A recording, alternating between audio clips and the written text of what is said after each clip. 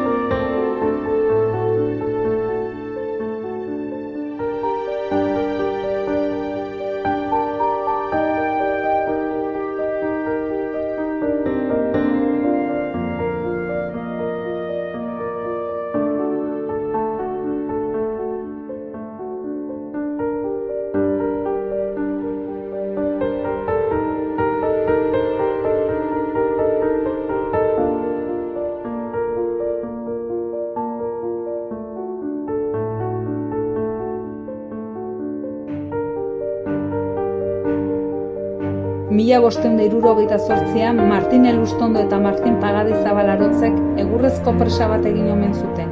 Presa honek 15. mendeko presa txikiago bat ordezkatu zuen. Presa honen egitura Oria ibaiaren zoruan ondo finkatutako abe erraldoiez osatuta zegoen. Egituraren abeak 7 mailatan antolatuta zeuden eta aipatzekoa dira altuera ezberdinetan zurezko ziriekin egindako loturak. Abeen tarteak harriz beteta zeuden sendotasuna emateko. Jatorrizko presak 22 metroko zabalera, 10 metroko luzera eta 4 metro eta erdiko altuera zituen. 1689an eraiki zen azken presa.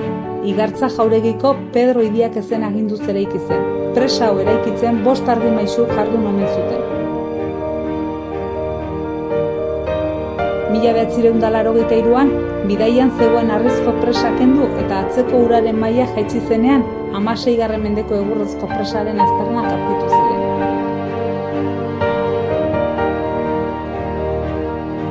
Presa hau 5 mendeetan zehar lokatzazpian gordeta egon zen, hezetasun handi eta tenperatura berdintsuarekin. Horri esker egurra ez da usteldu. Arantzadi Zientzia Elkartea burututako indusketa lanekin eta Mertxe Urteaga arkeologoaren zuzendaritzapean egurrezko presa berreskuratu egin zen. 2012an Albaola Itsas Kultura Elkartea gordeta zeuden presa zatiekin egurrezko presaren egitura berriz eraiki eta balioan jartzea lortu zen.